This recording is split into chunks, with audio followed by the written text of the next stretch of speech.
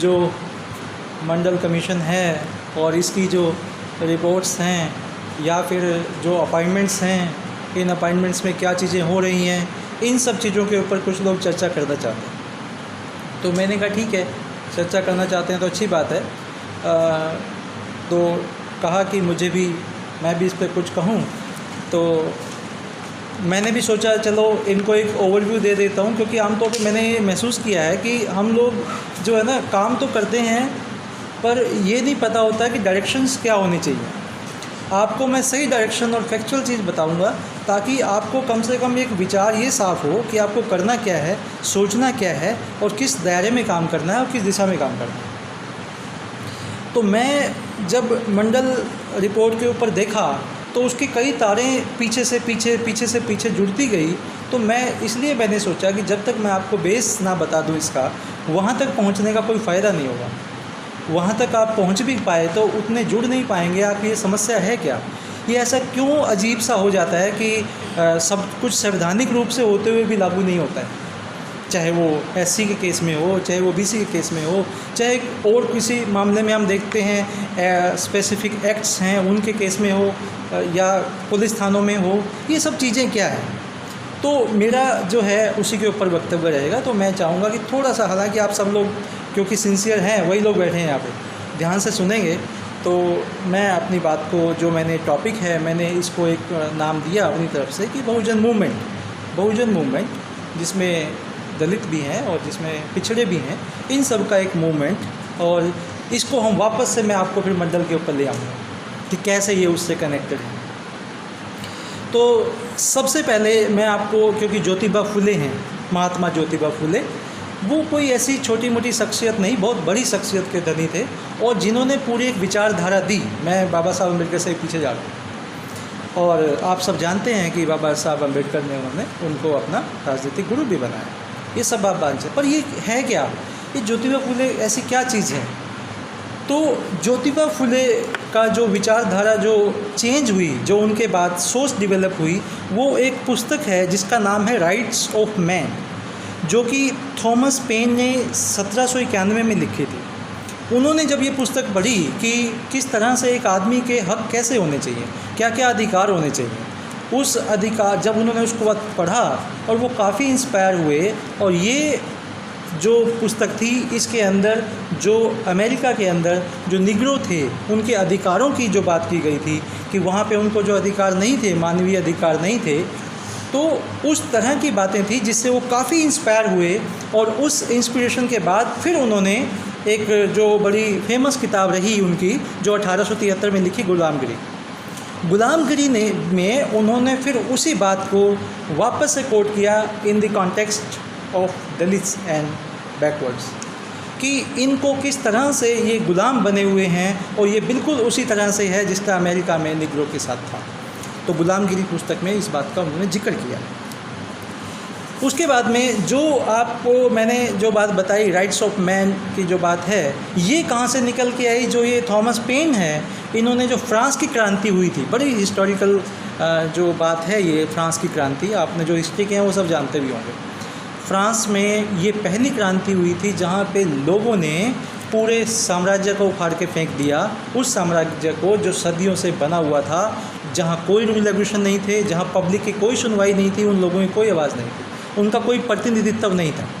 तो इस बात को लेके थॉमस पेन ने किताब लिखी थी और उससे इंस्पायर होके हमारे ज्योतिबा फुले जी ने किताब लिखी। और फिर उसके बाद में हमारा जो मूवमेंट है वो कैसे आगे पकड़ता है। और ये बात आप बिल्कुल समझ लें कि ये मूवमेंट जो है, जो स्टार्ट हुआ, ये उस समय जो पिछड़े थे ये उनका स्टार्ट किया हुआ, और अब वो बीच में से कहीं ना कहीं गायब हो गए। तो ये हमें समझना पड़ेगा कि कैसे वो मूवमेंट स्टार्ट हुआ। तो गुलामगिरी के बाद जो 1873 में ज्योतिबा फुले जी ने लिखी, उसके बाद हमारे पास पिक्चर में आते हैं साहू जी महाराज। साहू जी महाराज को, हालांकि जो बहुजन मूवमेंट में जो दलित मूवमेंट है वो सब इन लोगों को बार बार याद करते रहते हैं, इनकी जयंतियाँ मनाते रहते हैं, पर कहीं ना कहीं जो इसके मेन बात है साहू जी महाराज की, वो कहीं ना कहीं छूट जाती है। वो बात क्या है? वो बात ये है कि साहू जी महाराज ने गुलामगिरी को पढ़ के इंस्पायर हुए। देखो कहीं ना कहीं पुस्तकें ही आपके सामने बीच में आएगी कि गुलामगिरी को पढ़ के वो इतने इंस्पायर हुए कि उन्होंने ये सारा का सारा मूवमेंट जो था उसको बहुत आगे तक और बहुजन मूवमेंट को आगे ले जाने का काम साहू जी महाराज ने किया। अब साहू जी महाराज ने क्या किया कि वो जो किंग बने 20 साल की उम्र में बने थे 2 जुलाई 1894 में। वो जब किंग बने तो उस समय उनके राज्य में जब उन्होंने देखा कि किस तरह से जो हायर एडमिनिस्ट्रेशन में जो लोग काम कर रहे हैं, मैं उसका डेटा आपको थोड़ा सा बता देता हूँ। तो उसमें 71 जो थे सीनियर एडमिनिस्ट्रेटिव पोजीशंस थी वो ब्राह्मण्स के पास थी। सॉरी 71 में से 60, टोटल 71 में से 60 केवल एक ही जाति के पास वो सारी पोजीशंस थी। और उनके राज्य में 500 क्लर्क थे, 500 में से 10 नॉन ब्राह्मण थे। तो आप इस व्यवस्था को समझ सकते हैं, ये कोई नई व्यवस्था नहीं है। तो साहू जी महाराज ने 26 जुलाई 1902 को एक महत्वपूर्ण निर्णय लिया जब उन्होंने देखा कि ये तो पूरा कब्जा प्रशासन का एक वर्ग क्या एक जाति विशेष के पास चला गया है और जो कि सही नहीं था।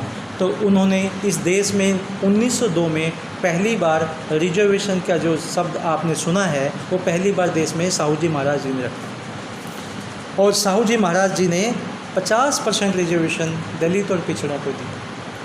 तो हमें जब भी रिजर्वेशन की जब बात आए, और रिजर्वेशन का ये भी समझ लो, this is not a dirty word. Reservation Bharat और नेपाल में इस व्यवस्था को रिजर्वेशन के नाम से जाना जाता है और बाकी सारी दुनिया में अफर्मेटिव एक्शन के नाम से जाना जाता है। चाहे अमेरिका हो, चाहे इंग्लैंड हो, चाहे इटली हो, सब जगह ये चीज़ें सुविधाएं दी जाती हैं, पर वहाँ पे इसका नाम सिर्फ अफर्मेटिव एक्शन है। कई लोग ऐसा आमतौर पर कह देते हैं कि ये देश में क्या होगा, ये देश में इसको बदनाम किया गया है। अदरवाइज़ सब जगह ये चीज़ें व्याप्त हैं और इन चीज़ों को जहाँ पे भी हिस्टोरिकल डिस्क्रिमिनेशन हुआ है वहाँ इस किस्म की सुविधाएं दी गई हैं।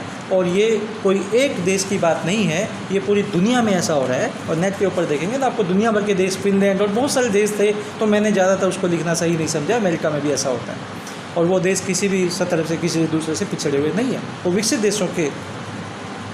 तो जो महत्वपूर्ण बात इसमें मैं आपको बताना चाहता हूँ कि 50% जो थे वो साहू जी महाराज ने, तो हमारा जो मूवमेंट है वो कहीं ना कहीं जो लोगों को रास्ता देने की जो बात थी वो साहू जी महाराज से पहले भी स्टार्ट हो चुकी थी और साहू जी महाराज का ये काम।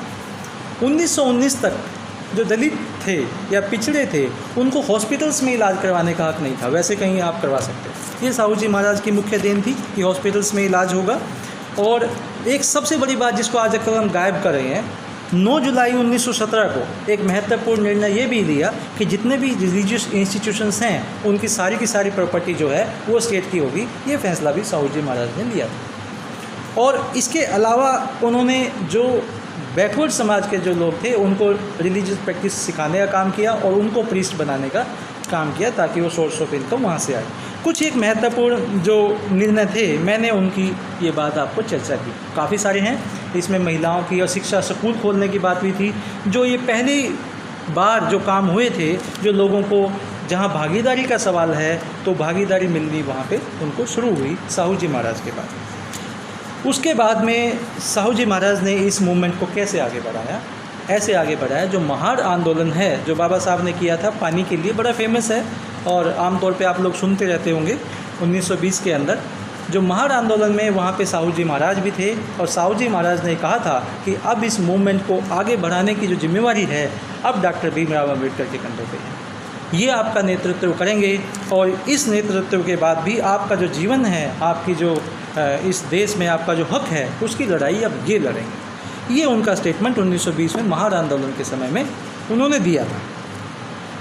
तो ये जो अब आप समझ रहे हैं कि किस ढंग से जो हमारा स्टार्ट हुआ था, जहाँ पे ज्योतिबा फुले का विचार था, उसके बाद ज्योतिबा फुले जी ने कहीं से और से किसी दूसरे देशों के एक्सपीरियंस से विचार लिया और उसके बाद में साहू जी महाराज का विचार आया और साहू जी महाराज ने फिर आगे ये विचार जो है वो बाबा साहब अम्बेडकर के कंधों पर डाल दिया। अभी तक इसमें कहीं ये बात नहीं आ रही है कि ये दलित है या पिछड़ा है, बात है विचार की। उनको लगा कि ये आदमी इस बात को आगे बढ़ा सकता है, तो बात थी सिर्फ बात बढ़ाने की। जो साहू जी महाराज थे वो कुर्मी जाति से थे और हम सब समझते हैं कि जो फुले थे वो समाज से थे, तो कहीं जातियों का इसमें इशू नहीं है अभी तक जो बात आई है। अभी तक बात आई है मूवमेंट की और विचारों की। तो विचार को कैसे ट्रेवल किया है, लागू किया है। अब मैं 1920 के बाद जो हमारा आगे का जो काम है वो मैं बताता हूँ कि 1971 में ब्रिटिश जो संसद में जो प्रौढ़ मताधिकार का मामला उठ रहा था कि सबको ये मताधिकार दिया जाना चाहिए। और 1918 तक, देखिए अभी तक का मूवमेंट आप समझ रहे हैं कि सारा बैकवर्ड्स का चलाया हुआ है, जो पिछड़ी जाति के जो लोग हैं, क्योंकि वो कुछ स्थिति में उनसे बेहतर थे दलितों से, उनकी स्थिति तो बहुत ज़्यादा ख़राब थी, तो वो इस मूवमेंट को नहीं चला सकते थे। ब्रिटिशर्स के आने के बाद कुछ लोगों को पढ़ने का लिखने का मौका मिला, जॉब्स का मौका मिला, तो उनकी स्थिति सुधरी और बाबा साहब को पढ़ने का मौका मिला, तो वो एक नए सतर पे इस चीज़ को मूवमेंट को ले गए।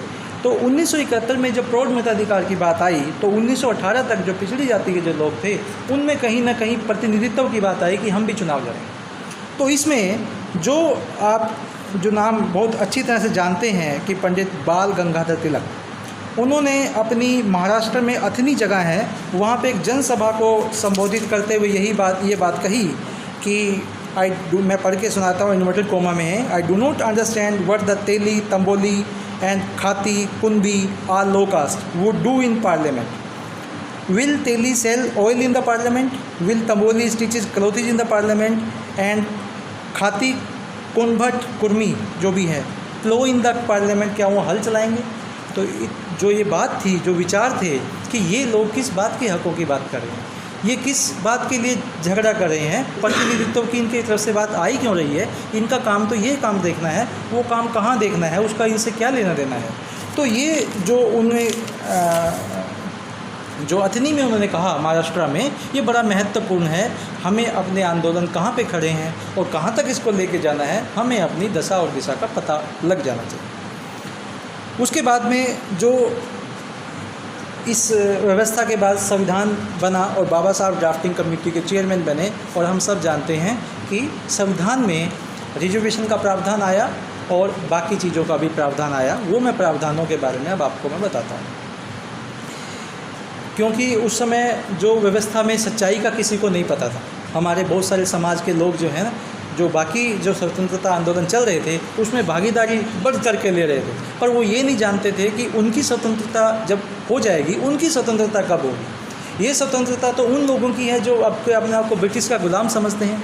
हमारे को जब पानी और सुविधाओं की जब नहीं है, जब मैंने आपको साहू जी महाराज के टाइम पे बता दिया कि वहाँ पे सिर्फ 500 में से 10 लोग थे, तो उनको तो दिमाग वहीं खटक जाना चाहिए था कि हम 10 क्यों हैं भाई, सवाल तो वहाँ होना चाहिए था, बट वो सवाल वहाँ पे नहीं आया। तो जब संविधान बना तो मैं आपको बताऊं कि आर्टिकल 340, ये आपको ध्यान रखना है, कॉन्स्टिट्यूशन ऑफ इंडिया में 1949 में बाबा साहब ने क्या प्रावधान किया। क्योंकि जो बहुजन जो दलित मूवमेंट था वो तो पूना पैक्ट से स्टार्ट हो के उन्होंने अपना जीवन करके जैसे तैसे वो रिजर्वेशन जो मिली, जो 20% 1931 की पॉपुलेशन के ऊपर मिली, तो वहाँ तक तो बात अपनी हो गई थी। पर इसके बाद अब बाकी लोगों के बारे में क्या लिखा, आर्टिकल 340 को मैं पढ़ के सुना देता हूँ कि वो है क्या।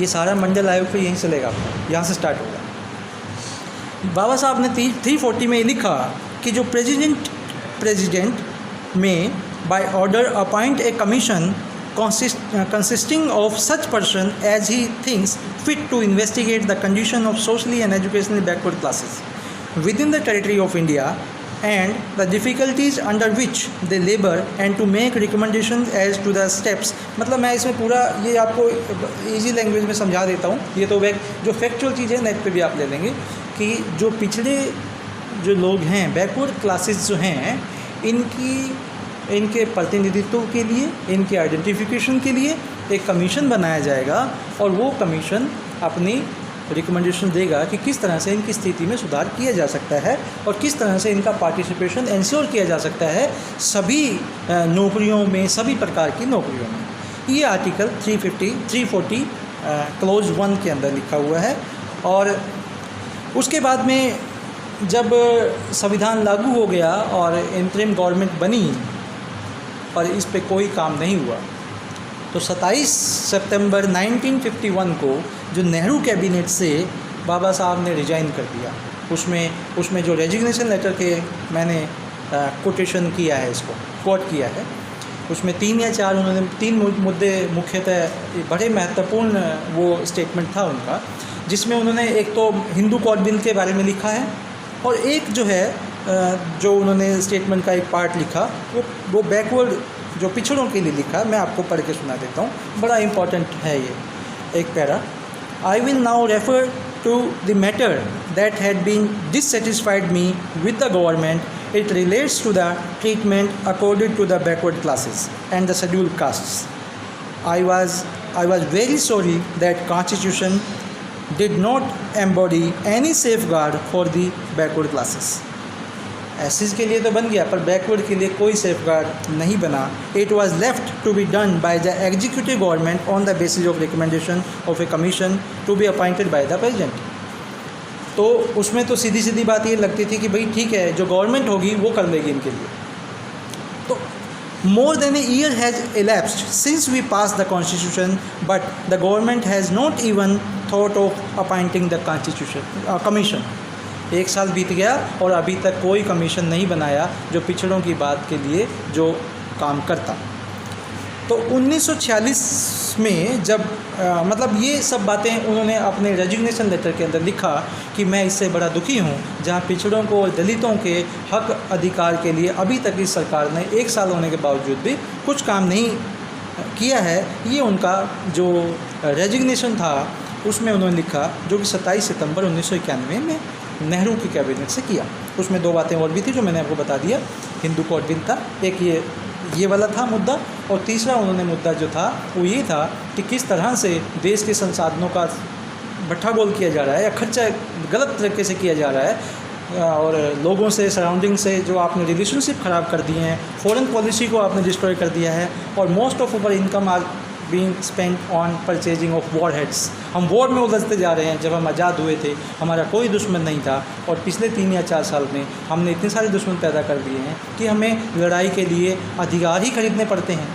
इसका मतलब we are totally fail in foreign policy, maintaining foreign policy.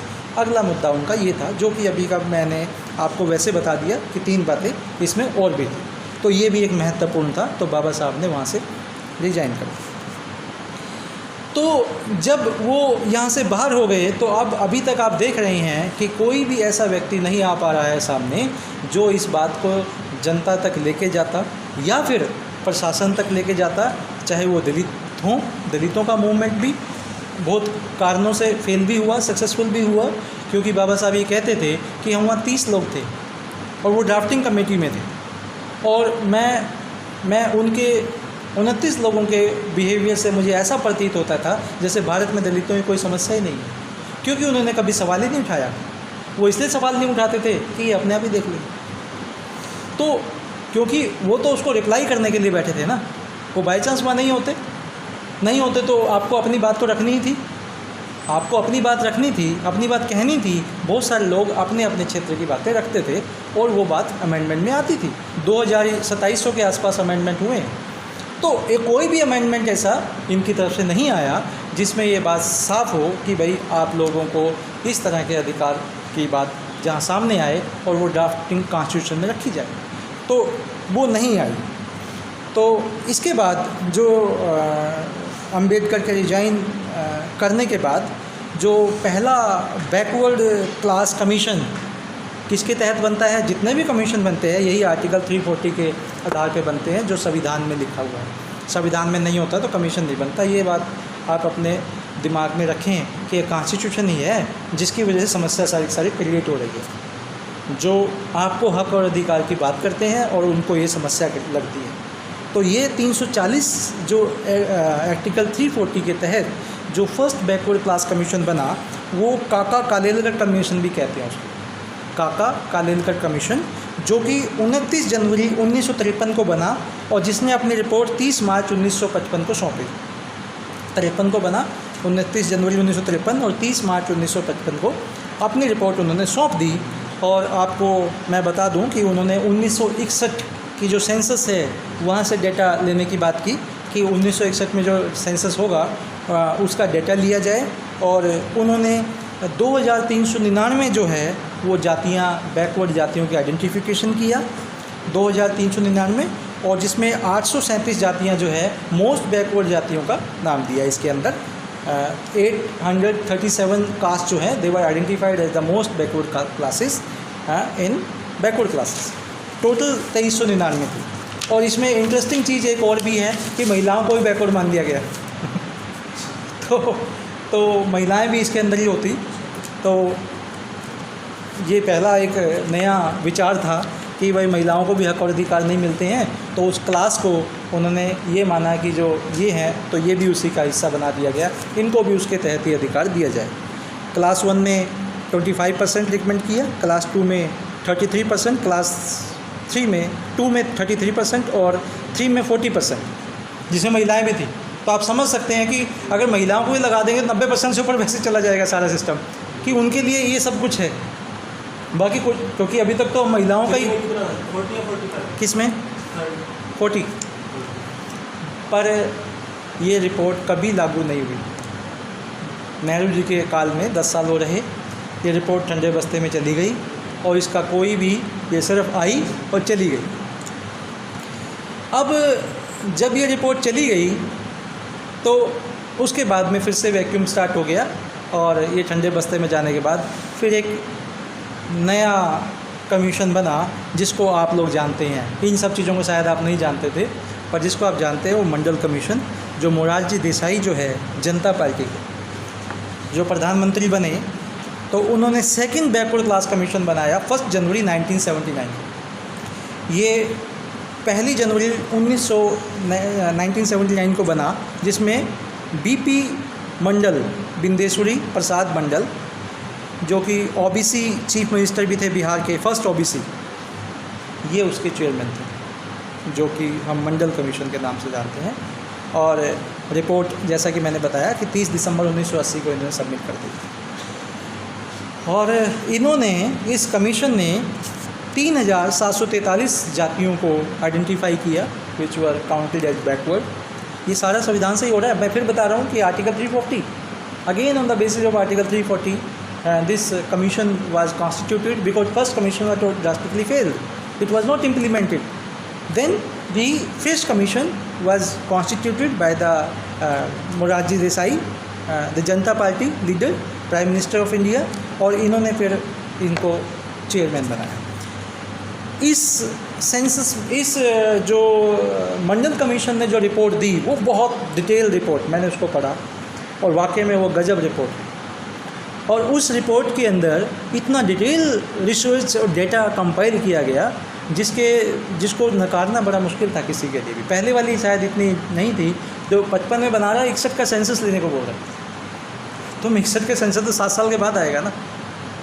तो कहने का मतलब उसका पहले ही प्लान था कि भाई वो नहीं। और काका कालिलकर ने भी जब रिकमेंडेशन दिया था राष्ट्रपति जी को, उसमें भी कोई पॉजिटिव बातें नहीं लिखी थी, इस तरह की बातें नहीं लिखी थी कि रिकमेंड होना चाहिए, इम्प्लीमेंट होना चाहिए। तो जो सेकंड कमीशन बना, ये थोड़ा सा सीरियस अटैम्प्ट था, जहाँ पे बीपी मंडल जी ने इसको अटैम्प्ट को किया, और इसमें 3743 जातियाँ बनी। और ये जो सेंसस था 1931 का सेंसस लिया, जो कि दलितों के रिजर्वेशन के केस में लिया जाता है, कास्ट बेस्ड सेंसस। और उसके बाद आपको बता दूँ, इस देश में कास्ट बेस्ड सेंसस होने ही नहीं दिया गया, और हुआ तो रिलीज़ नहीं होने दिया गया। 1931 का सेंसस है, वही एक ऑथेंटिक डाटा है इस देश में कि कौन कितने हैं। यहाँ पे गधे, घोड़े, खच्चर, भैंस, बकरी कितने हैं, डेटा है, स्टैटिस्टिक्स में आप पढ़ सकते हैं। इंसान कितने हैं, सारा जीवन कास्ट के आधार पे चलता है, किस कम्युनिटी में है ये नहीं, रिलीजन का लिख देंगे पर ये नहीं लिखे हैं कौन कितने हैं।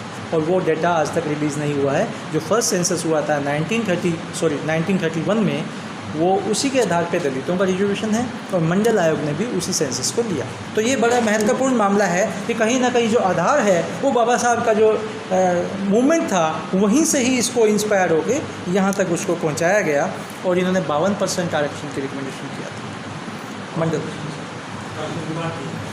नहीं, रिकमेंड, डिमांड नहीं, कमीशन बनता है रिकमेंड करने के लिए, मानना ना मानना सरकार का। उन्होंने कहा कि कम से कम इतना होना चाहिए, क्योंकि इनकी पॉपुलेशन जो उस आधार पे इतनी बनती है, 52 से 54% की इनकी पॉपुलेशन थी, इस आधार पे इनका प्रतिनिधित्व जो है इतना होना चाहिए। तो पर ये रिपोर्ट लागू नहीं हुई। मोरारजी देसाई ने बनवाई रिपोर्ट और ठंडे बस्ते में डाल दी, वो लागू कभी नहीं हो पाई। उसके बाद में जनता दल की सरकार आई। जनता दल की सरकार में काफ़ी सब झोल हो रहा था और डिप्टी प्राइम मिनिस्टर आप सब जानते हैं हमारे प्रदेश के थे देवीलाल जी, और चंद्रशेखर जी जो वीपी सिंह के विरोधी थे, और कहीं ना कहीं पॉलिटिकल को प्रॉब्लम चल रही थी। तो जब उनकी सत्ता को हिलाने और डगमगाने की जब बात आई, क्योंकि यहाँ का एक पॉलिटिकल इशू था, उनके बेटे का कुछ इशू चल रहा था, उसको मुख्यमंत्री बनाना था, जो कि वीपी सिंह जी तैयार बिल्कुल नहीं थे। तो फिर उनकी सरकार को गिराने का पूरा प्लान बना दिया। तो वीपी सिंह जी ने एकदम एक फ़ैसला किया, उस मंडल कमीशन की रिपोर्ट को उठा दिया और उस रिपोर्ट को, ताकि इनका वोट बैंक खिसक जाएगा और ये जो मूवमेंट चला रहे हैं वो कोलैप्स कर जाएगा। तो वीपी सिंह जी ने 13 अगस्त 1990 को 27% रिजर्वेशन, आप देखिए कि 52% रिकमेंड किया था, 52% था, 27 पे आ गया, 27% बोल दिया। अब एक नया तमाशा जो है वो शुरू होता है देश के अंदर। जो महत्वपूर्ण बात है, जो क्योंकि ये अब की हमारी बात है और हम अपना बिहेवियर देख रहे हैं और उनका देख रहे हैं।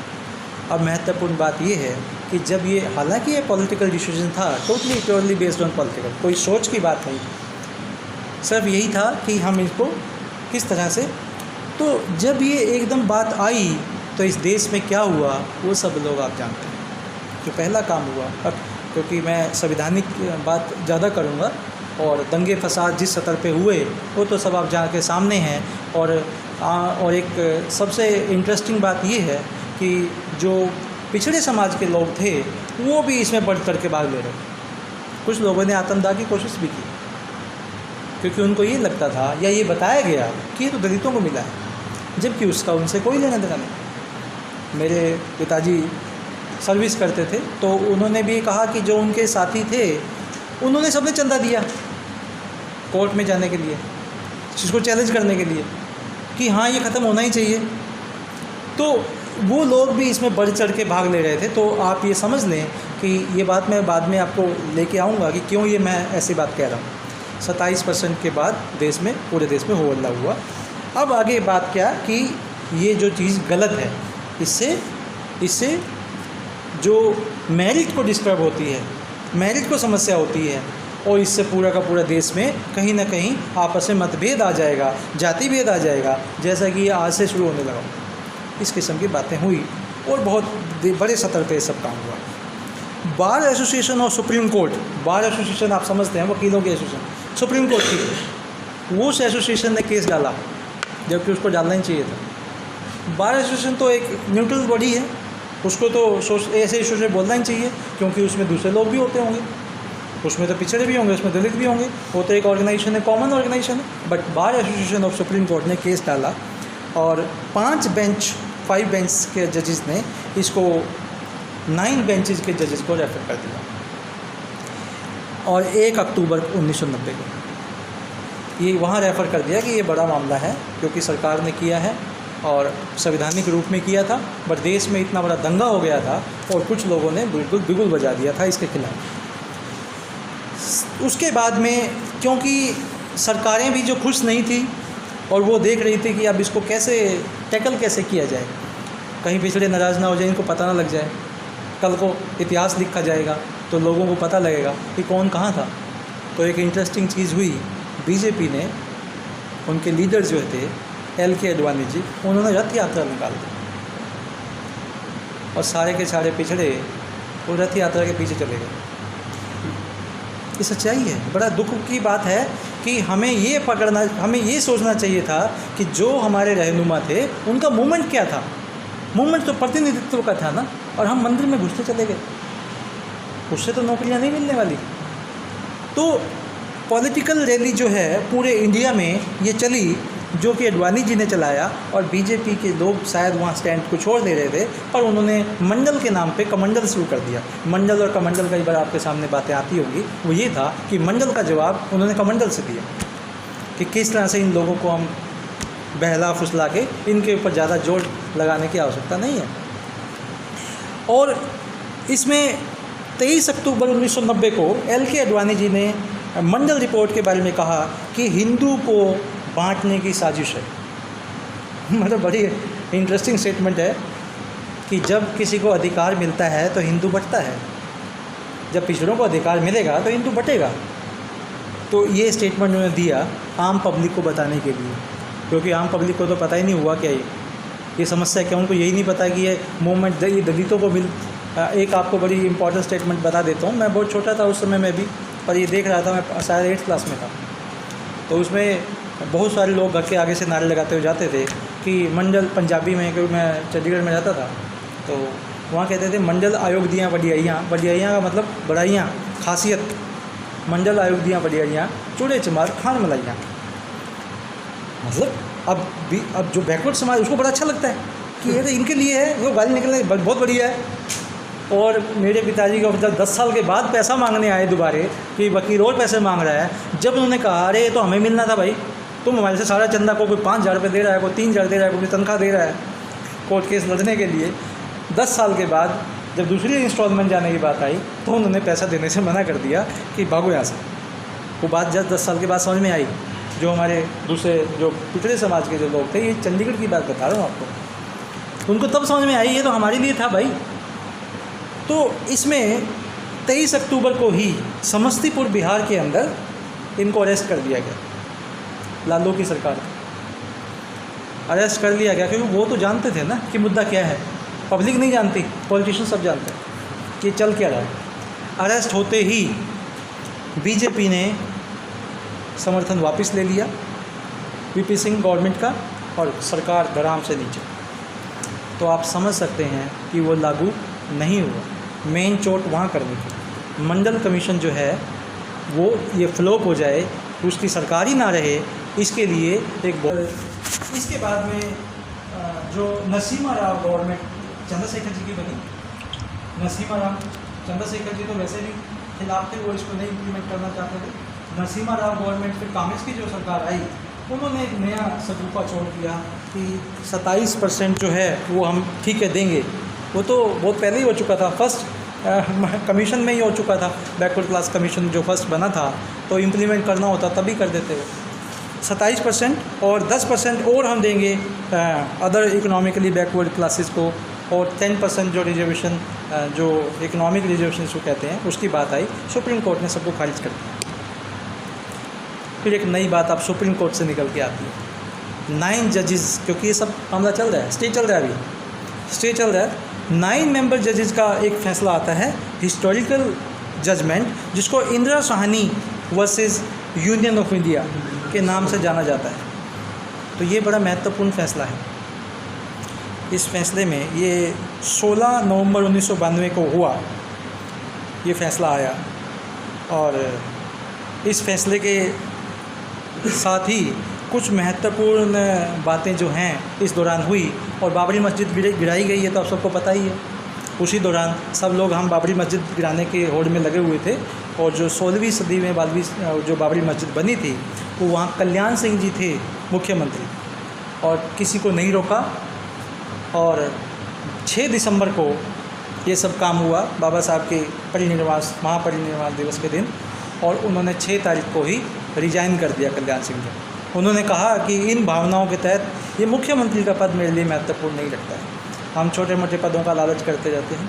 उन्होंने ये कहा कि बाबरी मस्जिद इशू नहीं था, इशू सारा का सारा यही था कि हमें किसी तरह से मंडल कमीशन की रिकमेंडेशन को लागू होने से रोकना है, इस पूरे की पूरी भीड़ को किसी और तरह से डाइवर्ट कर देना है। तो कल्याण सिंह जी ने वहाँ रिजाइन कर दिया। तो मैं बात कर रहा था कि जो सुप्रीम कोर्ट ने क्रीमी लेयर की जो बात आई, ये मंडल कमीशन में नहीं है मेरे भाई। हम लोग आमतौर पे बड़ा डेटा देखते हैं, मेरी इनकम 2.5 लाख, 5 लाख, 7 लाख। कोई भी आप समझ लीजिए, दलितों को, किसी व्यक्ति को अगर आप 10 लाख दे दो, वो ऊंच जात में नहीं हो सकता। आपके पास से पैसे खर्च लो, कोई दलित नहीं हो सकता। पैसे दे दो, कोई स्वर्ण नहीं बन सकता। जब हमारा सामाजिक जीवन उस आधार पे है, तो क्रीमी लेयर इस पर लागू नहीं हो सकता। क्रीमी लेयर का इससे कोई लेना देना नहीं है।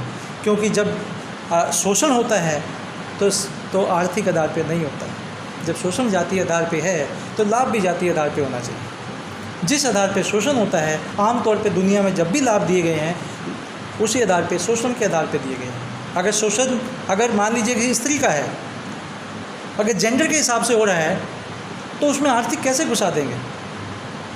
जेंडर के समय कई बार कहता हूँ कि भाई, जैसे कई बार कहते हैं कि आर्थिक वालों को बाहर कर दिया जाए, तो फिर जो ये मेट्रो के अंदर जो आर्थिक रूप से सुदृढ़ महिलाएं हैं उनके लिए, उनको डब्बे में नहीं आना चाहिए वहाँ पे। तो जब जेंडर की बात होगी तो आर्थिक नहीं हो सकता उसमें। महिला चाहे आर्थिक रूप से सुदृढ़ है या नहीं है ये महत्वपूर्ण नहीं है, उसके साथ डिस्क्रिमिनेशन अगर जेंडर के हिसाब से हो रहा है तो जेंडर इज़ मोर इम्पॉर्टेंट। एक सेकंड, हेलो, हाँ विनीता, हाँ बताओ, ठीक है मैं कर लूँगा।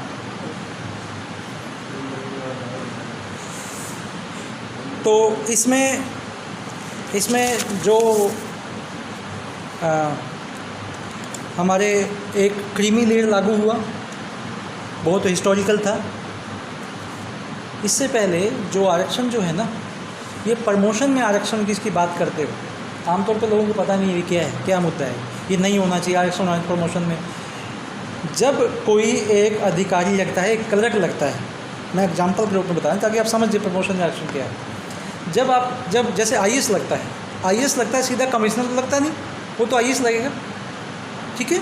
कमिश्नर और सेक्रेटरी तो बाद में बनते हैं, प्रमोशन के पोस्ट हैं वो तो जब हमने ये मान लिया कि 20% जो है, 20% लोग एंट्री लेवल पे हैं, पर जब वो प्रमोशन पाते हैं तो ऐसा कमाल हो जाता है कि ऊपर लेवल पे कोई आ ही नहीं पाता। मेरी बात समझ रहे हैं ना? क्लर्क तो लगाए हमने 20 एक, 25 एक, 30 एक, ऊपर पहुँचे तो 30 में से छत के ऊपर पहुँच जाते हैं और वो बेचारे नीचे ही घूमते जाते हैं। तो प्रमोशन में आरक्षण का मतलब ये था कि मान लीजिए नीचे अगर 100 लोग हैं, 100 में से 20 हमारे हैं, तो अधिकारी, अगर उच्च अधिकारी अगर 10 हैं तो उसमें 2 तो होने चाहिए थे। नीचे जब चले हम ऐसे थे 20% के हिसाब से, तो ऊपर 20% के हिसाब से क्यों नहीं पहुंच पा रहे हैं? मेरी बात आप समझ रहे होंगे कि अगर हमने फर्स्ट ईयर में दाखिला लिया है और फर्स्ट ईयर के दाखिले में बच्चे मान लीजिए 20% हैं एससीज के हैं या 27% बीसी के हैं, टोटल मान लीजिए ये 47% आए और फाइनल सेमेस्टर में जाके ये एक भी नहीं है, तो बीच में हो क्या रहा है भाई? प्रमोशन में प्रॉब्लम क्या आ रही है कि जाने वाले दूसरे सारे 50% वहाँ पे बैठे हैं फाइनल ईयर में आपके, और ये सारे गायब हो जाते हैं। तो गायब ये हो जाते हैं, किसी की हैसियत ख़राब कर दी, किसी का कुछ ख़राब कर दिया, किसी का कुछ ख़राब कर दिया, उस लेवल पे आए, उस लेवल पे चले गए। तो इसलिए उन्होंने कहा कि भैया अगर यहाँ 20% है ना, अगर वो कहते हैं कि ऊपर अधिकारियों में पोस्ट तो 10 होती है, ज़्यादा नहीं होती, नीचे ज़्यादा पोस्टें होती हैं, तो ठीक है, ऊपर का 10 है ना, 10 के हिसाब से 20 कर दो, 2 तो होने ही चाहिए थे। तो प्रमोशन में आरक्षण इसलिए जरूरी है, वही प्रतिनिधित्व का ही मामला है, वो कोर्ट ने खारिज कर दिया। और वो ना केवल बैकवर्ड के लिए किया, वो बैकवर्ड के लिए फैसला था, वो एससी पे लागू हो गया। इंटरेस्टिंग चीज़, लागू करने वाले ने कहा कि ऐसे बोला है, कोर्ट केस बीसी का चल रहा है, ये वाला चल रहा है, मंडल कमीशन की चल रही है, इम्प्लीमेंट हो गया एससी पे। एससी का कोई झगड़ा नहीं था, और एकदम झगड़ा देखो कहाँ से निकल के आ गया। चलो ऐसा हो गया और दोनों पे लागू हो गया, और सब लोग ये बात मानने लगे हम सब कि प्रमोशन में आरक्षण तो गलत है, वैसे आरक्षण चलो ठीक है। और हमारी जो पॉलिटिकल पार्टीज़ जो हैं, जो पिछड़ों के आधार पे बनी हुई हैं, वो भी इस चीज़ को मानने लगी, और हम भी कई तरह से इसमें एक्सेप्टेबिलिटी हमारी बन गई कि भैया चलो ठीक है। पर ये सब बदमाशी है, ये बदमाशी का हिस्सा था जिसको हमें कन्विंस कर दिया गया। अब इस मंडल के बाद जब बातें आई कि 27% की थी, हालांकि 27% का नहीं है भाई, 52% थी, सेंसस कराओ। और जब संविधान में लिखा है कि प्रोपोर्शनेट होना चाहिए, जब मंडल कमीशन में लिखा प्रोपोर्शनेट होना चाहिए, तो हम 27 पे क्यों सेटिस्फाइड हैं? मुझे तो ये समझ में नहीं आ रहा। अब 27 के आगे बात करूँगा ना मैं। तो अब हो क्या रहा है, क्यों नहीं मिल रहा, वो हम बाद में बात करेंगे। पहले हम ये बात करेंगे कि मांग कौन रहा है भाई, वो चाहिए कहाँ हमारे को। मैं उस पर आता हूँ। उसमें एक न्यूयॉर्क टाइम्स, न्यूयॉर्क में एक बड़ा प्रतिष्ठित यस अखबार है, और 12 जुलाई 2017 मैंने न्यूयॉर्क टाइम्स से ये डाउनलोड किया, ठीक है, नेट से। मैंने इस पर पूरा स्टडी किया है, ऐसे नहीं मैं आया। तो 2017 में एक रिपोर्ट छपी थी, उसका जो टाइटल था उसका है fire brand Hindu cleric essence India's political leader. मतलब इसको मैं बता देता हूँ कि जो आग उगलने वाला जो संत, जो हम कह सकते हैं साधु जो है, वो इंडिया के पॉलिटिकल सीढ़ियों पर चढ़ गया है, और ये योगी जी के बारे में था। ये न्यूयॉर्क टाइम्स में 12 जुलाई 2017 को ये खबर छपी, आप देख रहे हैं। इसमें मैंने इसकी जो हिस्ट्री उसके अंदर जो लिखा है, मैं एज इट इज़ उसके अंदर महत्वपूर्ण बातें सिर्फ 3 या 4 आपको बता रहा हूँ। उन्होंने लिखा है कि गोरखनाथ टेम्पल जो है वो हिस्ट्री, वहाँ ट्रेडिशन है मिलिटेंसी का, और जो दिग्विजय नाथ हैं जो प्रिस्ट थे, हेड प्रिस्ट थे, 1969 में अरेस्ट किया गया था महात्मा गांधी को किलिंग के हिसाब से हिंदुओं को भड़काने के लिए। महंत आदित्यनाथ मॉब को, जो आदित्यनाथ वहाँ पे नेक्स्ट हेड थे, 92 में जो बाबरी मस्जिद गिरी वहाँ पे उन्होंने उनको भड़काया, ये वहाँ से चला दूसरा मूवमेंट। और तीसरा जो योगी जी का है उसके बारे में अब हम चर्चा करेंगे। ये वहीं पे लिखा हुआ है, ये मेरे तरफ से नहीं है, ये तो पब्लिश हो चुका है सब कुछ। तो उसमें जो कुछ लोग हैं उनके इन्वर्टेड कोमा में स्टेटमेंट्स लिखी हुई हैं, मैंने वही इन्वर्टेड कोमा में आपके लिए रखी हैं, उसमें कोई मेल मिलाप नहीं है। उसमें कौन कहता है प्राउडली, एक विजय यादव 21 साल का एक नौजवान जो गोरखनाथ टेम्पल में है, वो कहता है कि मैंने ही had mobilised 60 to 70 young man to beat a Muslim of accused of cow slaughter, कि गाय की हत्या कर दी। हम उसके लिए 60 से 70 आदमी, आप लोगों ने कोशिश कर ली कितने आए, पर 60 से 70 आदमी वहाँ पहुँच गए मुसलमान को पीटने के लिए। जो मांगेगा वही तो मिलेगा, जब मांगेगा ही नहीं तो आप बात जो हम कर रहे हैं वो उसका आधार कोई है नहीं। और they stopped, he said, only because police intervened, police आ गई इसलिए हमने रुकना पड़ा। अगला इन्वर्टेड कोमा में, all the Hindus got together and first slap was given by me, पहला चांटा मैंने मारा। He proudly, he said proudly, if they do something wrong, Muslims के बारे में है, if they do something wrong fear is what works best. गलत काम करेंगे डर होना चाहिए उनके अंदर, डरेंगे, डर ही काम करता सही तरीके से। देखो ज्ञान कितना है, लड़के में 21 साल के हैं। If you do something wrong we will stop you, if you talk too much we will kill you, this is our saying for Muslims. गलत काम होगा तो हम बर्दाश्त नहीं करेंगे। अब गलत काम हो कहाँ रहा है, मंडल कमीशन की रिपोर्ट लागू नहीं हो रही है, और ये काम गलत काम ये रोकने के लिए जान से मारने की धमकी दे रहा है। हम उलझ कहाँ रहे हैं, मुद्दा कहाँ चला था और हम क्या उलझ रहे हैं, ये इन्वर्टेड कोमा में। सेकंड, सोनू यादव, ये सारे कोटेशन उसके अंदर हैं जो वहाँ उन्होंने जो ग्राउंड पे जाके जो रिकॉर्ड किया है, मैं उसकी बात कर रहा हूँ। ये कोई मनगढ़ंत बात नहीं है, इसलिए बड़े महत्वपूर्ण है कि हमारे विचार तो देख लें क्या है पहले, उसके बाद में कहीं कि गलत हो रहा है। सोनू यादव 24 ऑफ गोरखपुर कि हम डिसअपॉइंट हो गए हैं मोदी जी से। We voted for Modi because Yogi endorse him but we are disillusion. हमने मोदी को वोट किया, योगी जी ने कहा था वोट करना है, बट हमें बेवकूफ़ बनाया गया। क्यों बनाया गया? क्योंकि ये कहा गया था गुजरात में 1000 लोगों की जो हत्या हुई थी वो मोदी जी ने खुद ही छूट दे रखी थी इन लोगों को। All of us in our colony felt that Modi would allow us to kill Muslims. Muslims were scared, but nothing happened. When Yogi become chief minister, they were scared again. हम तो सोचे कि हमें ये कहेगा खुला कि मारो, हम मारेंगे, हमारा तो यही काम है। और पर वो नहीं हुआ, तो अब योगी से उम्मीद है, ये कहेगा हमें। विजय यादव का एक और कमेंट है इसमें regarding death of 62 years old Muslim man whom vigilantes abducted and interrogated। एक 62 साल के एक बुज़ुर्ग को, मुस्लिम बुज़ुर्ग को उठाया और उसको इंटेरोगेट किया क्योंकि उसके पड़ोसी ने किसी हिंदू लड़की से अफेयर कर लिया था। किसने किया? उसके पड़ोसी ने, लड़के ने। और उसको जान से मार दिया।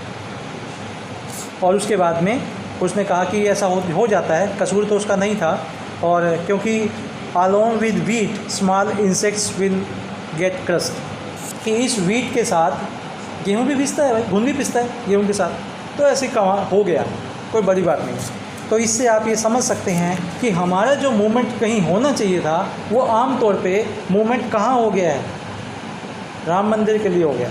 होना चाहिए था मंडल कमीशन के इम्प्लीमेंटेशन के लिए, जो कब से पेंडिंग है, जो कि ज्योतिबा फुले के टाइम से जो मूवमेंट चल रहा है वो उस मूवमेंट पे जाना चाहिए था, चलेगा कहीं और। मंदिर में घुसने से प्रतिनिधित्व नहीं बनेगा, मंदिर में घुसने 27% रिजर्वेशन लागू नहीं होगा, जबकि 52 चाहिए हमें, तो कि भगवान राम नहीं करने वाले हैं। अगली बात, 2007 के अंदर आदित्यनाथ ने जो प्रोटेस्ट किया था, उस प्रोटेस्ट में उनके खिलाफ केस दर्ज किए गए थे काफ़ी, वो पहला।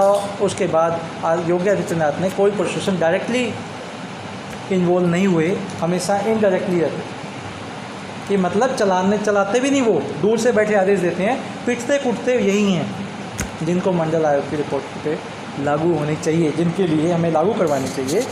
तो वो कभी भी उसके बाद डायरेक्टली 11 दिन अंदर रहे। 11 दिन के बाद उन्होंने फैसला किया कि वो कभी भी कोई हिंदू रिलीजियस जो प्रोसेशन है उसमें डायरेक्टली इन्वॉल्व नहीं हो, ताकि उनके खिलाफ केस ना बने।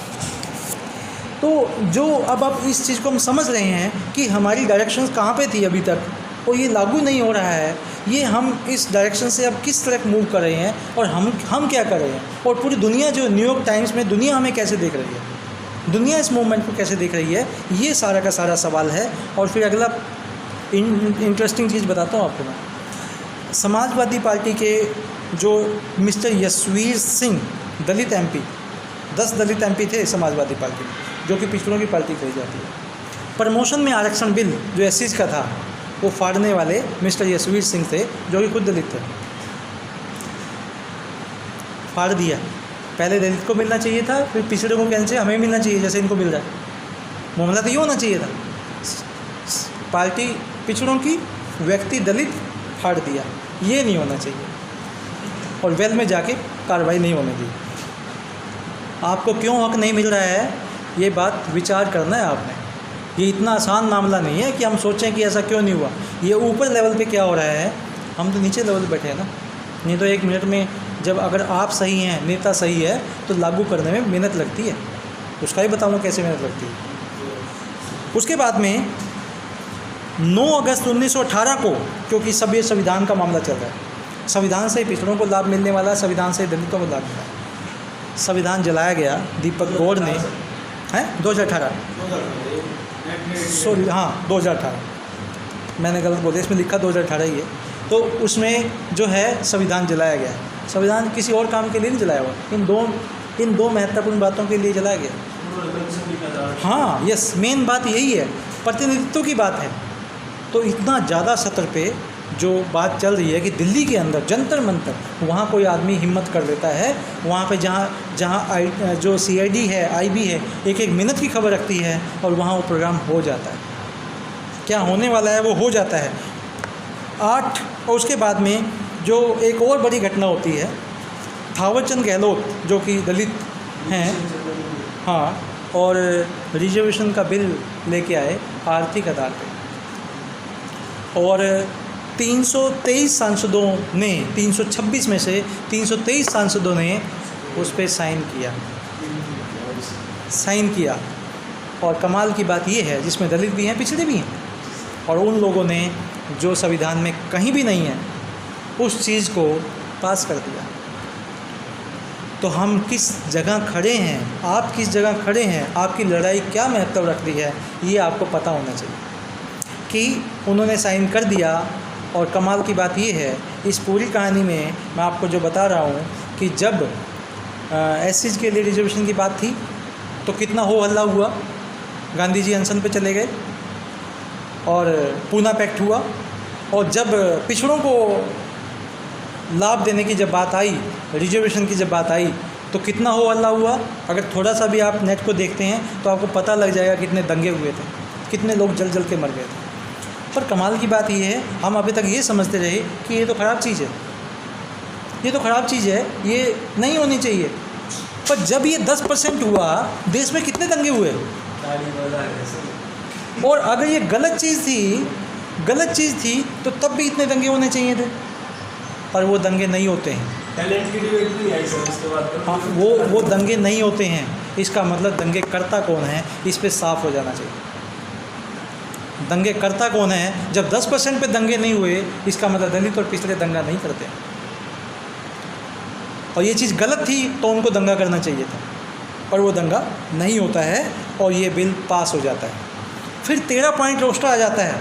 अभी तक किसी को, जैसे आप बात कर रहे हैं, प्रतिनिधित्व तो अभी मिला ही नहीं है, अभी हुआ ही नहीं है, कहीं पे भी लागू ही नहीं हुआ है। कहते 13 point roster Allahabad high court में, कमाल की बात है, वहाँ से चली थी ये बात।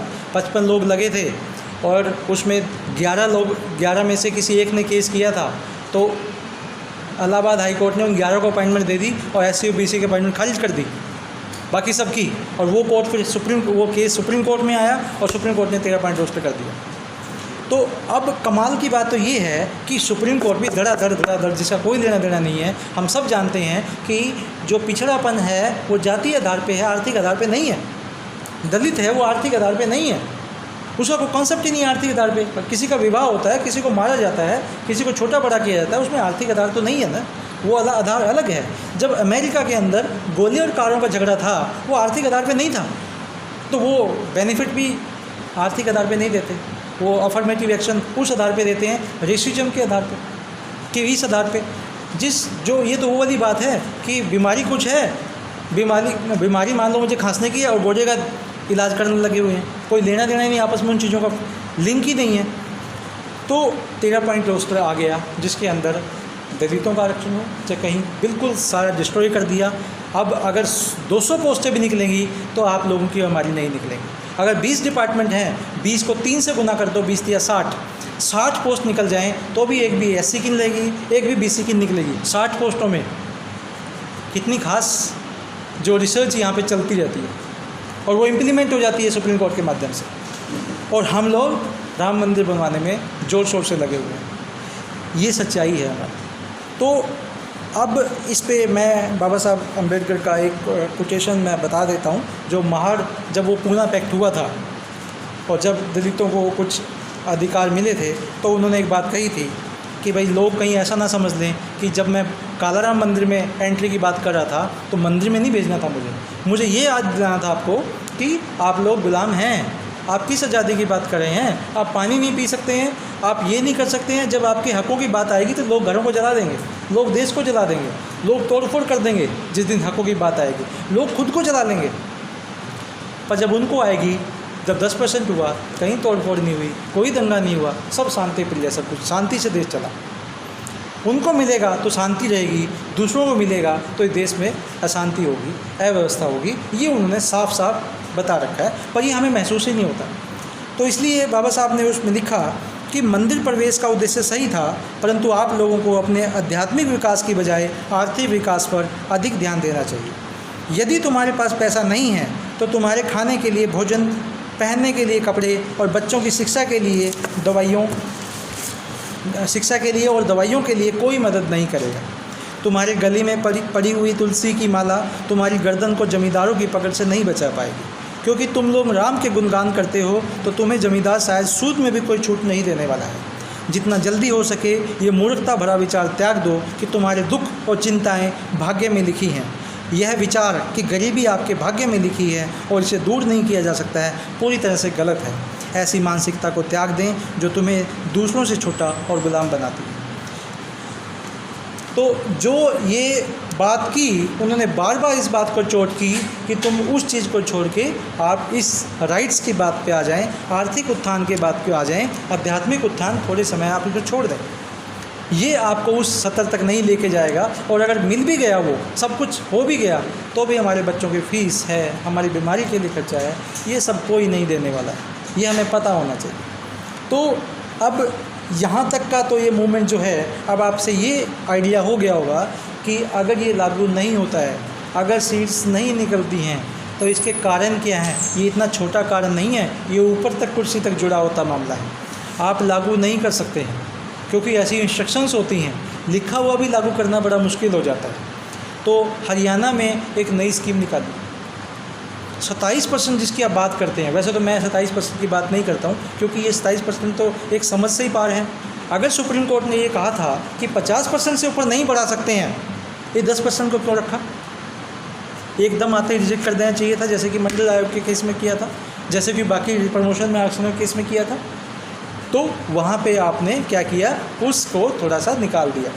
और बड़े इंटरेस्टिंग है आर्थिक में, इसमें ये लिखा हुआ है कि जो दूसरे बैकवर्ड और जो दूसरी रिजर्वेशन देते हैं वो आर्थिक आधार में लाभ नहीं दे सकते। दलित कितना भी गरीब है, खाने को भी नहीं है, तो आर्थिक आधार पर कमज़ोर नहीं है। बैकवर्ड कितना भी गरीब हो, वो नहीं है। तो प्योर और प्योर रूप से वो उन लोगों को दे दिया गया जिन लोगों के पास पहले ही 50% था, वो उन्हीं में बांट दिया गया, और कोई भी झगड़ा, कोई भी फसाद सामने नहीं आता।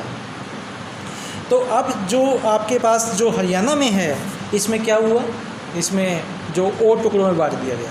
टुकड़ों में क्या बांट दिया गया कि जो क्लास ए है, क्लास ए में आपको जो BCB है 5% है, और वहाँ 10%, और बाकी जो नीचे हैं 27%। जब दलितों का एसिज का, हाँ, जो एसिज का अगर 20 से ऊपर 20 तक चलता है, एसिज का अगर ऐसे जा रहा है, तो फिर ये लोगों की डिमांड होनी चाहिए थी कि भैया जब इधर जा रहा है तो हमें क्यों नहीं ऐसा सेम होता है।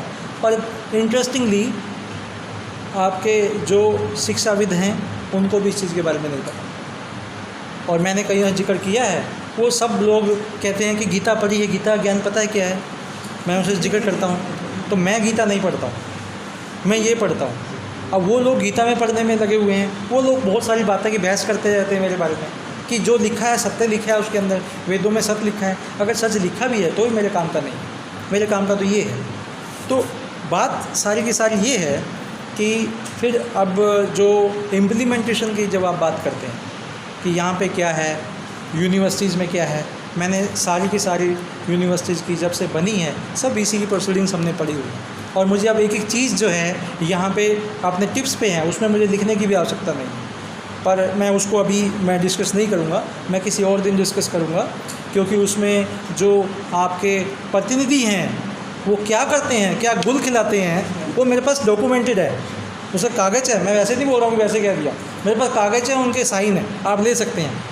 तो मेरे तो कुलीग भी हैं, कहना आप लोग फिर भी अच्छा सा भी नहीं लगता है, पर मैं फिर भी आपको बता दूं कि वो क्या गुल खिलाते हैं, और उन गुलों की जो बदौलत ही पोस्टें जो क्या कहते हो नहीं निकलती, इसलिए नहीं निकलती। वो लोग कागज़ पूरा कर लेते हैं, हमारे आदमियों से ही लिखवा लेते हैं, सब कुछ बहुत बढ़िया चल रहा है, और इसलिए कोई भी समस्या जो है नहीं होती। हालांकि एक बहुत बड़ा केस चल रहा है, जो कि कुछ विश्वविद्यालय के कुछ शिक्षकों ने 5 या 7 लोगों ने इनिशिएटिव लिया, पैसे भी दिए, और अब 1976 से रोस्टर कैलकुलेट होगा, जिसमें काफ़ी सारी पोस्ट आएंगी और BCS की भी आएंगी।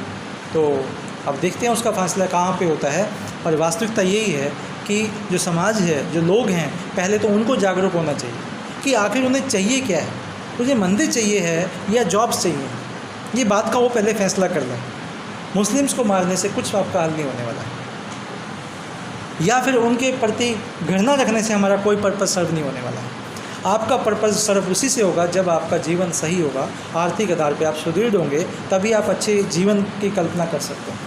और मैं ये मुझे कहते हुए बड़ी शर्म भी आती है, और वास्तविकता ये है कि जो हमारा पिछड़ा समाज है वो इस रिलीजियस सेंटिमेंट से बहुत ज़्यादा जुड़ा हुआ है, सारा समय उस पर लगा रहा है। जो ये मूवमेंट है जो कि उन्हीं का चलाया हुआ है, ये उन्हीं का चलाया हुआ है, जो बाबा साहब ने आगे चलाया है, जो कि साहब काशी साहब ने आगे चलाया है, ये उन्हीं की देन है, और वो भूले बैठे हैं। चाहे वो पेरियार हो, चाहे वो संबुक हो, ये सब शूद्र रहे हैं, जिसको हम शूद्र कहते हैं, इन्होंने सारे मूवमेंट चलाए हैं। चाहे साहू जी महाराज हो, जिन्होंने पैसे दिए बाबा साहब को मूक नायक पब्लिश करने के लिए, बाहर पढ़ने के लिए, इतना संसाधन दिया है। ऐसे लोगों ने जो मूवमेंट चलाया इस देश का, उस मूवमेंट को कहीं ना कहीं अब आके कहीं ना कहीं अब ढीलापन आ रहा है, कमजोरी आ रही है। और विश्वविद्यालय के जो छात्र हैं, शिक्षक हैं, अगर वो इसको ध्यान से समझें तो इसको सही दिशा दे सकते हैं।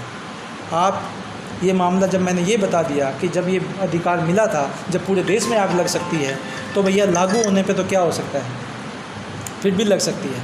तो हमें इस चीज़ को तैयार रहना है कि उनके पास आग लगाने की शक्ति नहीं है, आग भी हमने ही लगाई थी। ये भी सच्चाई है। आग भी हम नहीं लगाई थी, पर जिन लोगों की पावर होती है, जिन लोगों की सत्ता होती है, मैं नाम तो नहीं लूँगा, 10% जब आरक्षण हुआ था कुछ समय पहले, कुछ लोगों को, पावरफुल लोगों, फटाफट इम्प्लीमेंट हो गया था। एक भी बैकलॉग नहीं है, एक पोस्ट का भी बैकलॉग नहीं है, चाहे वो ना स्टूडेंट के केस में ना जॉब्स में। अभी ये 10% हुआ है, एक भी बैकलॉग नहीं मिलेगा आपको। हम बैकलॉग की बात करते हैं ना, पोस्टें भर्ती निकलती नहीं है, खाली ये हमारा यहाँ पे है। जिन लोगों के पास पावर होती है उनका बैकलॉग नहीं होता। और अगर रिजर्वेशन से ही, कागज़ पे लिखने से ही मिलती तो दलितों को तो 1950 से मिली हुई है। कितना बैकलॉग है, 35,000 पोस्टें एक बार ख़त्म की थी हाई कोर्ट ने, सरकार ने। इतना बैकलॉग इकट्ठा हो जाता है। तो सिर्फ कागज़ों के लिखने की बात नहीं है, सबसे पहले अपनी विचारधारा को भी बदलना पड़ेगा, सोच को बदलना पड़ेगा, ताकि हम इस मूवमेंट को आगे चला सकें। और कहाँ, ये तो मैंने आपको एक विचार दिया है, फिर मैं इसको बात करूँगा अपने यहाँ क्या है उसकी किसी और दिन बात करूँगा, क्योंकि मेरे पास आज इतना समय नहीं था, मैंने आपको बताया था। और फिर क्या है, और डिटेल में डिस्कशन भी करेंगे इस बात पे। अभी तो एक तरफा ही सारा मामला है, तो क्योंकि मेरे पास बार HOD के फ़ोन आ रहे हैं, वो हमें क्लोजिंग करना है वहाँ पे, तो मैं फिर अगली बात में नेक्स्ट मीटिंग में कभी हम रख लेंगे, ठीक है। थैंक यू भाई जगमिंदर, आपने ठीक है।